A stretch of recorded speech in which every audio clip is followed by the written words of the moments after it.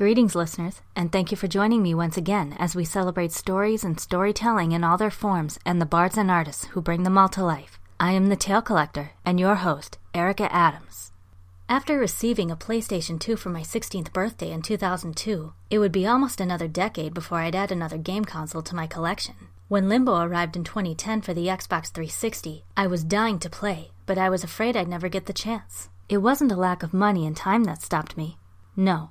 It was the fact that the game was to be released as a download rather than a physical disc. And so, fears of viruses and privacy breaches kept me away from a fascinatingly dark gaming experience for a long time. In the end, it was a Microsoft triple pack featuring Limbo that put my mind at ease. But then, this epic beauty came along. And of course, a disc version wouldn't be available in the States. But with a bit of research and some kind help from a GameStop employee, I was finally able to conquer my fear and successfully download the game. Although, I still do prefer game codes over credit cards for purchasing. Hey, can't be too careful, right? Let us journey through Outland, released April 27th, 2011, and rated E10 for some fantasy violence.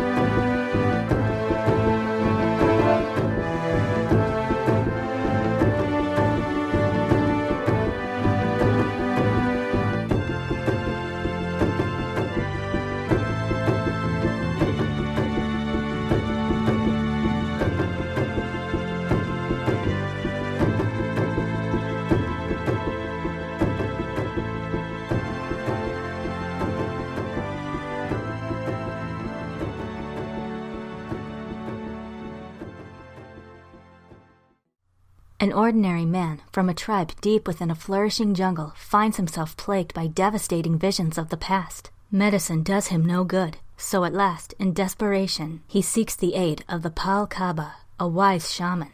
The shaman tells him of the Sisters of Chaos, twin goddesses, one the essence of the sun's light, the other the force of the moon's darkness, who sought to destroy the world they themselves helped to create. 30,000 years ago, a powerful warrior faced the sisters in battle.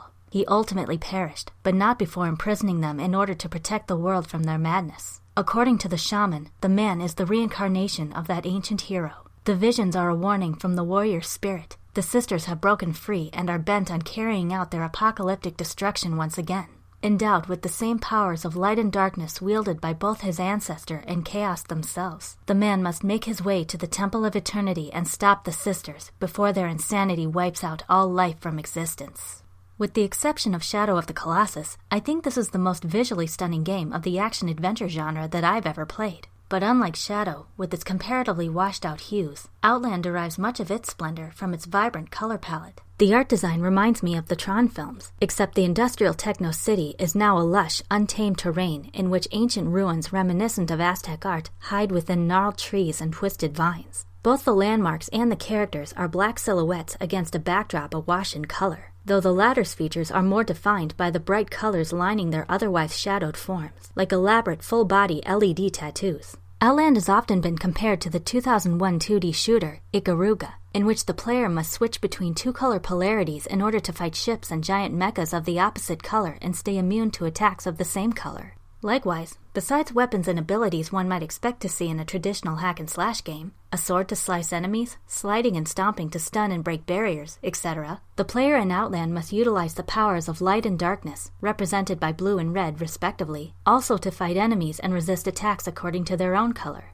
Not only is blue and red an attractive combination to the eye, but enemy projectiles are often displayed in flowing, elegantly symmetrical patterns, making for spectacles as dazzling to players as they are dangerous. However, the polarity mechanic featured here may be identical to that of Ikaruga, but I think Outland's use of it is a lot more thematically significant. Every facet, from the levels to the environments to the bosses, is designed so that it's impossible to complete the game without the use of both powers. In a superb example of the video game concept, mechanics as metaphor, it dispenses with the tired goodness of light conquering the evil darkness cliché and instead illustrates and focuses on natural balance. Just as no one color or polarity is any stronger or better than the other in the game, nature itself is also neutral, as capable of ugliness, pain, and death as it is of beauty, healing, and life. Within the 4 environments the player must traverse, the jungle, the underground, the city, and the sky, a variety of deadly creatures lie in wait. Giant spiders, man-eating serpents, mummified soldiers, flying electric jellyfish,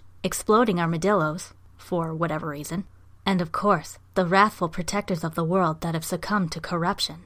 After a protector has been defeated, we hear the tragic backstory of its fall from grace, each one mentally scarred by the sisters' defeat and imprisonment, leaving them destructive shadows of their former glorious selves. All this and more we learn through the narration of the shaman himself. The only voice acting role in the entire game, the shaman is played by Andrew Chaikin, also known as famed throat singer and beatboxer Kid Beyond. Here, his voice is low and worn, with a deep, husky tone, giving it an aged quality that perfectly conjures the image of a wise old man, handing down the ancient stories and teachings to future generations so that they will not be lost.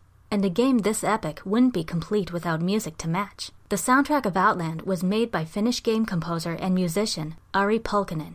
Listening to the main theme at the title screen is like opening a book or taking a seat before a storyteller. Underneath the soft, smooth notes and tranquil tempo lies the promise of new beginnings, for the first time, or yet again. The cursed forest evokes a lingering sense of danger, invisible but ominous, much like the beasts before they attack at the first sign of weakness.